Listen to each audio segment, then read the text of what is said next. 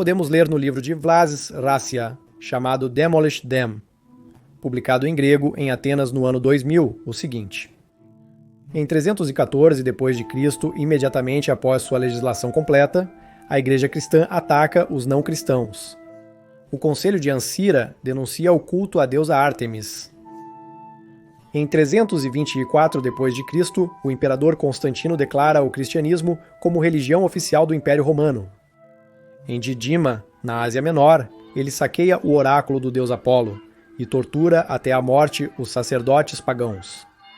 Ele também expulsa todas as pessoas não cristãs do Monte Athos e destrói todos os templos helênicos locais.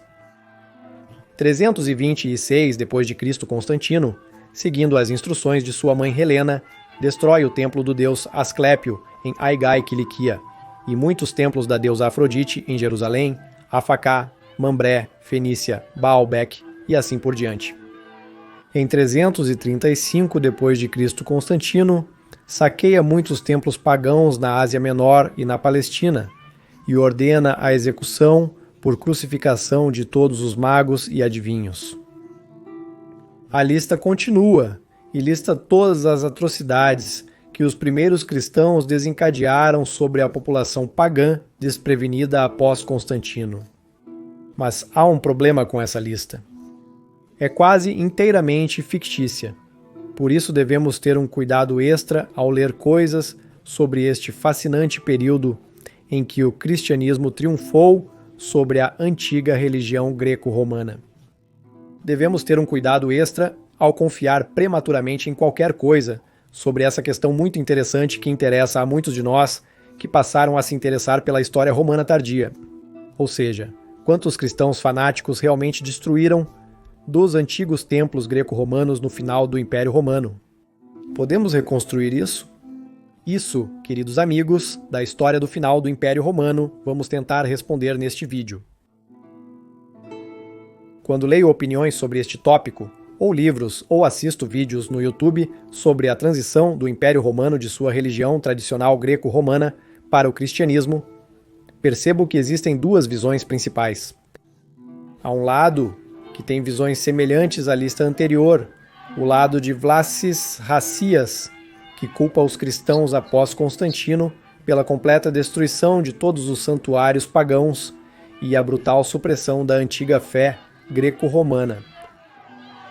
De acordo com essa visão, milhares de templos em todo o império foram destruídos ou fechados, especialmente após o imperador Teodósio ter declarado em 381 de 100 que o cristianismo seria, a partir de então, a única religião oficial do Império Romano. Nessa visão, houve uma brutal destruição dos cultos pagãos em todo o Império Romano e os cristãos eram absolutamente 100%. A culpa por isso, mas então há o outro lado que diz: ei, espera, na verdade não foi tão ruim. Não muitas dessas leis antipagãs, emitidas pelos imperadores romanos, foram realmente aplicadas, e na realidade a vida continuou praticamente como sempre, e foi uma transição muito lenta e gradual na qual os pagãos, principalmente voluntariamente, eles mesmos basicamente mais e mais desistiram de sua antiga fé e adotaram o cristianismo por sua própria livre vontade, e então o paganismo gradualmente saiu de moda e, consequentemente, os antigos templos greco-romanos logo começaram a cair em negligência por falta de adoradores suficientes e falta de manutenção suficiente. Essas são, obviamente, duas visões muito contraditórias que não podem ser verdadeiras exatamente ao mesmo tempo. Então, o que realmente aconteceu? Quão generalizada foi a destruição e perseguição antipagã que ocorreu após aquele infame Edito Teodosiano de 381 d. 100, que declarou que doravante a religião de Senristo, no Senredo, Niceno seria a única fé real do Império Romano? Vamos começar com Constantino, porque, de acordo com algumas fontes duvidosas, foi aqui que a destruição dos templos pagãos começou a acontecer. Por exemplo, tentei encontrar uma fonte confiável de que Constantino, em 324 d.A. 100, saqueou o oráculo do deus Apolo em Dudima, na Ásia Menor, e que ele torturou até a morte os sacerdotes pagãos lá. Embora haja muitas coisas que eu não gosto em Constantino, e nunca fiz segredo disso, apesar disso, imediatamente pensei que essa afirmação era ou uma farsa completa, ou uma exageração massiva. Não consegui encontrar nenhuma fonte confiável que escrevesse que Constantino fez todas essas coisas. Eu pessoalmente presumo que seja uma completa fabricação deste certo Vlasis Racias em seu livro Demolish Them. Então eu tento encontrar uma fonte onde Constantino supostamente destruiu o templo do deus Asclépio em Aigai, Quiliquia, no ano de 326 d.C. E interessantemente, eu realmente pude encontrar duas fontes para isso. Uma é Sotsomen, que escreveu em algum momento entre 430 e 450. É a do Sem, em que o templo de Asclépio foi de fato destruído por Sem em Constantino, em 331 da Sem em Maticentius. Eusébio é outra fonte, e ele também escreveu sobre esse assunto que o templo foi destruído por Constantino. Isso é bastante surpreendente. Constantino não era para ser ainda um imperador bastante tolerante? O fato é que a maioria dos estudiosos realmente acredita que isso era propaganda cristã, já que tanto Sotsomen quanto Eusebius eram cristãos fervorosos, que talvez quisessem exagerar tais coisas para incutir medo nos pagãos. Agora, se Constantino realmente destruiu o templo, então foi muito provavelmente mais por razões políticas do que qualquer outra coisa, porque esta cidade se aliou a Licínio, seu rival. Também pode ser que o templo já estivesse danificado por um terremoto e se desmoronando de qualquer maneira, o que acontecia com bastante regularidade, e que Constantino o despojou para decorar Constantinopla. De fato, em muitas ocasiões ele levou estátuas de todo o império para Constantinopla, e então, se um templo estivesse em mau estado, levar os restos para Constantinopla pareceria uma solução prudente. Claro, isso poderia e provavelmente teria sido usado para fins propagandísticos por escritores cristãos. Em muitas ocasiões, Constantino realmente se opôs à destruição de templos pagãos, e não faria sentido algum se ele destruísse alguns templos em Quiliquia, mas deixou os templos na Ágora de Constantinopla completamente intactos, dos quais sabemos que ele realmente os deixou intactos e preservados. Na verdade, esses templos provavelmente permaneceram de pé por pelo menos mais 100 anos. Após Constantino em Constantinopla, ele até construiu um templo pagão em Constantinopla, pelo menos um, a saber, o novo Capitólio, dedicado ao culto imperial. Foram emitidos e contra adivinhação e previsão do futuro, basicamente contra o que era considerado naquela época. Alguma forma de magia negra. E não mudou muito, claro, houve o breve renascimento pagão sob o imperador Julian e até mesmo sob Valentinian. E Valens, o paganismo continuou ileso. Agora, a primeira destruição real e incontestável de um templo greco-romano vem. Bastante tempo depois de Constantino foi no ano 382 d.C., um ano após o edito de Teodósio e Graciano, em que os dois imperadores, como mencionei antes, declararam que apenas o cristianismo niceno seria a religião oficial do Império Romano. Em 382, Teodósio recebeu um pedido de Paládio, um comandante militar em Osroene, perto da fronteira persa, perguntando se ele deveria fechar o famoso templo em Edessa, presumivelmente como resultado de demandas de grupos cristãos locais. Teodósio respondeu pragmaticamente que, devido ao seu grande valor artístico, o templo deveria permanecer aberto. No entanto, sua moderação logo foi minada por seus oficiais cristãos mais fanáticos. O prefeito pretoriano do leste, um homem chamado Maternus Cnerdius, foi especialmente impiedoso e parece ter destruído o templo de Edessa e seus tesouros. Seu vandalismo desencadeou a agressão de outros, notadamente bandos de monges fanáticos que se deleitavam na destruição de santuários. Então é interessante que Teodósio se opôs a tais atos de vandalismo. No entanto, parece que os governadores locais eram mais culpados. Obtemos a próxima pista de destruição real, por cristãos fanáticos, no início em 386 d. 100. Nesse ano, o orador libânio alertou corajosamente Teodósio sobre o efeito devastador que a demolição de templos antigos no campo teria na vida dos camponeses.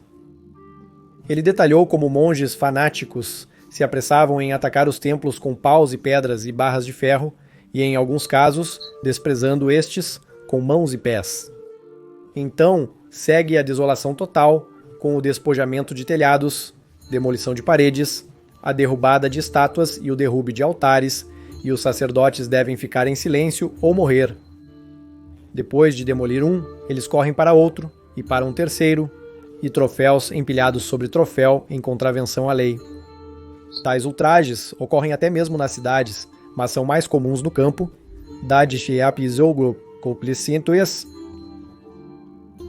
Teodósio parece ter se preocupado com essas destruições de templos, que ocorreram em algumas partes, especialmente do Império Oriental, e até chegou a nomear prefeitos e oficiais pagãos na região e cidades mais afetadas para poder parar a destruição dos santuários pagãos.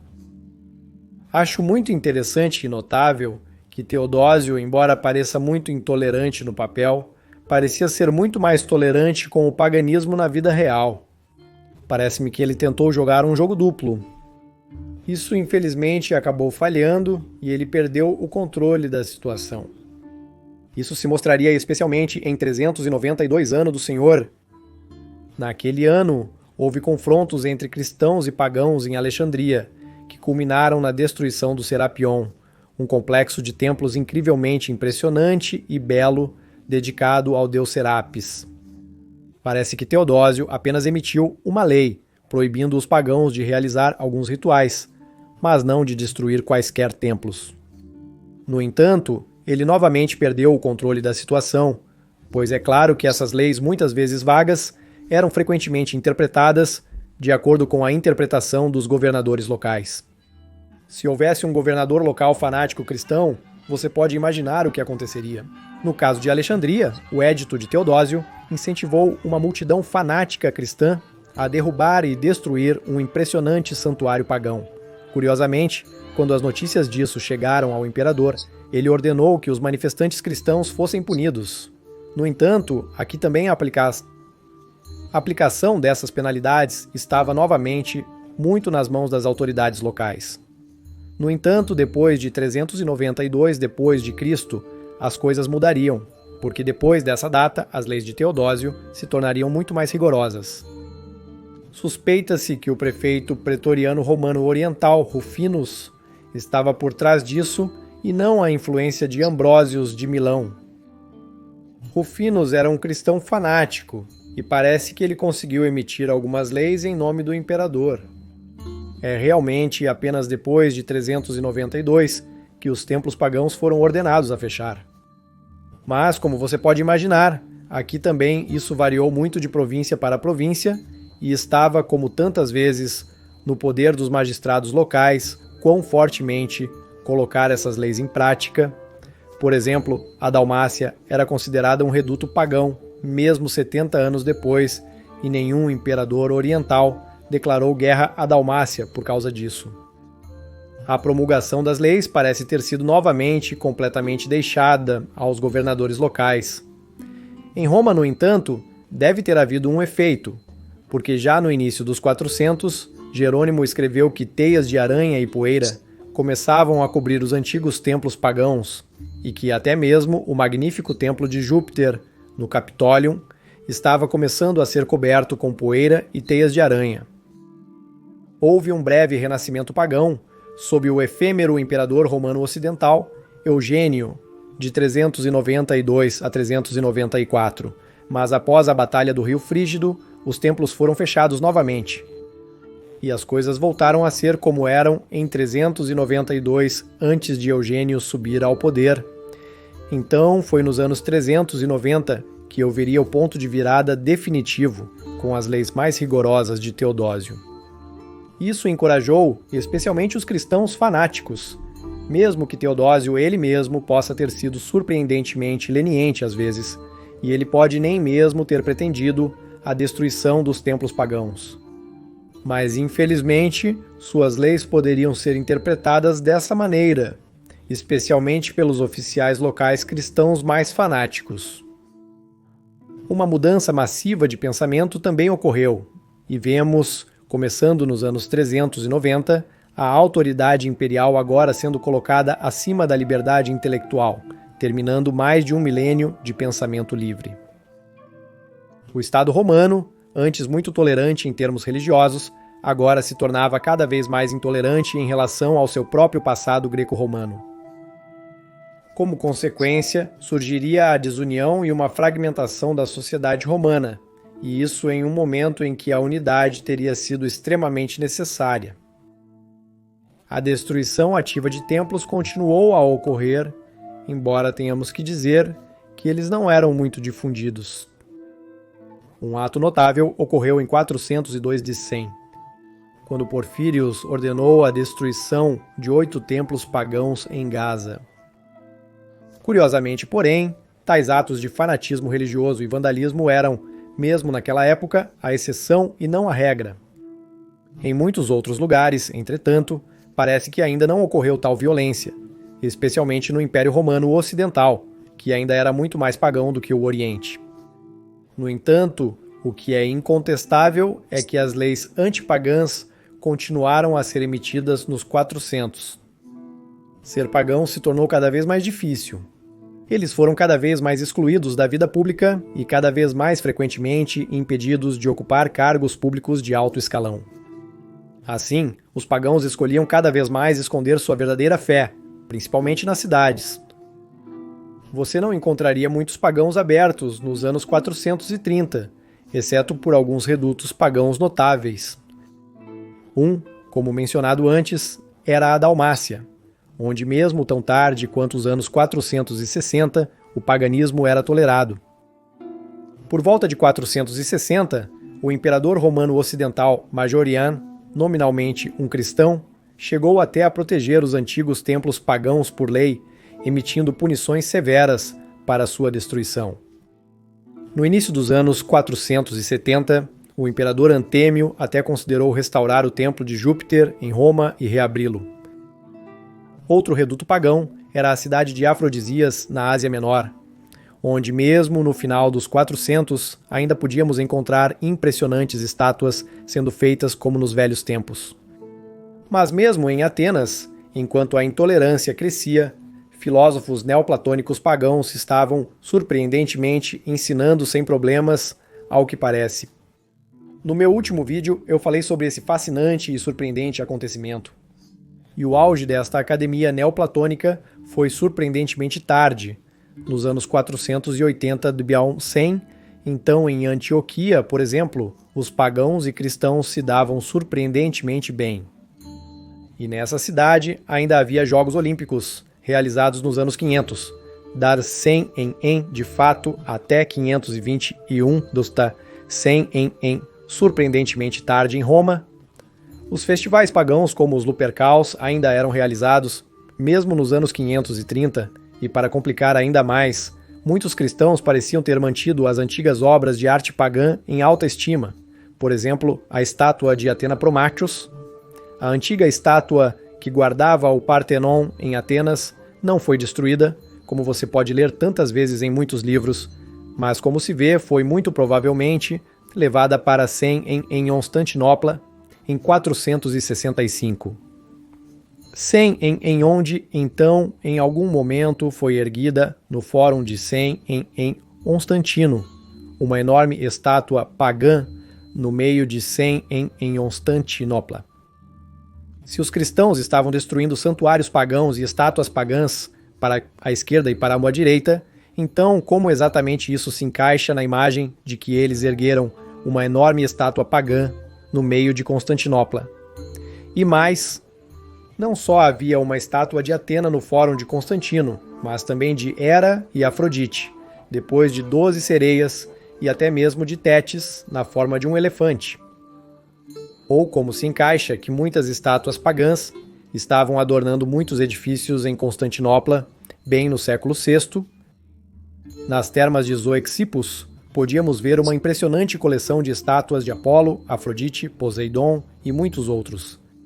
Bem no século VI, estas só foram destruídas nos distúrbios de Nicar em 532 d. por fogo.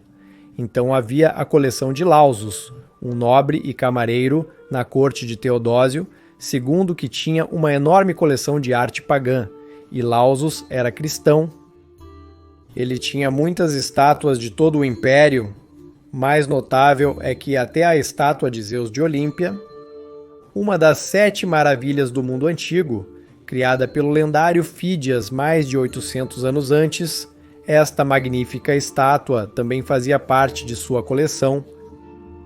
Então, enquanto alguns cristãos parece realmente queriam destruir a arte pagã, muitas estátuas pagãs desfiguradas foram encontradas por todo o Império Romano, um testemunho disso. Muitos outros cristãos, no entanto, parece que estavam indo a grandes comprimentos para resgatar a arte pagã antiga. Isso é o que torna este período tão fascinante e contraditório, há tantos grandes contrastes. Teodósio pedindo moderação contra os pagãos de um lado, mas por outro lado emitindo editos antipagãos, especialmente depois de 392. Então a destruição de templos pagãos em alguns lugares, mas em outros de maneira alguma. Ou a destruição de estátuas pagãs em alguns lugares, mas em outros leis protegendo-as. Ou colecionadores de arte ricos tentando salvar o máximo de estátuas possível, até mesmo erguendo-as no meio de suas cidades. Foi de fato um tempo de contrastes absolutos, e assim a verdadeira extensão da destruição dos cristãos fanáticos provavelmente sempre será um assunto de debates acalorados, especialmente porque é claro que é difícil, se não impossível, datar a destruição e a maneira como alguns dos antigos templos romanos foram destruídos. Muitas vezes isso não pode ser reconstruído arqueologicamente com grande precisão. É bastante incontestável, no entanto, que em alguns lugares os zelotes cristãos fanáticos e radicais realmente destruíram templos pagãos, isso é incontestável, e as leis antipagãs promulgadas após 392 d.C. também falam uma linguagem muito clara. No entanto, a extensão em que foram promulgadas também variou muito, assim como a destruição dos templos. E então, a questão de quanto da antiga arte da antiguidade realmente foi destruída ativamente por fanáticos religiosos e quanto simplesmente caiu em desuso ou foi destruída ao longo do tempo por terremotos, ou por incêndios acidentais, ou simplesmente pelo tempo. Essa questão é, receio dizer, quase impossível de responder. A resposta para essa pergunta dependerá muito das suas próprias visões e preconceitos sobre o que possivelmente aconteceu naquela época, e devemos ter cuidado porque há muita informação falsa sobre este tópico por aí, e é muito fácil tirar conclusões precipitadas. Esperamos que no futuro, com métodos aprimorados e talvez com a ajuda da arqueologia de inteligência artificial avançada, possamos fornecer respostas mais precisas.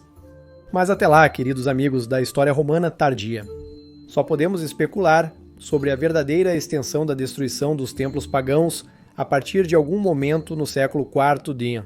100. Se você gostou deste vídeo, por favor, considere apoiar este canal via Patreon ou YouTube, pois é o seu apoio que o torna possível. Muito obrigado antecipadamente, e eu gostaria especialmente de agradecer ao nosso novo apoiador Augustus, César Campos. Muito obrigado, César Campos, pelo seu incrível apoio. Agradeço a todos que apoiam o Majorianos, vocês são incríveis. Para saber mais sobre a Academia Neoplatônica de Atenas, que floresceu até 480 d.C., assista ao vídeo no canto superior direito. Para conhecer os últimos pagãos e quão tarde eles existiram, veja o vídeo no canto inferior direito. Agradeço novamente aos amigos da História Romana, Gratias Tibiago e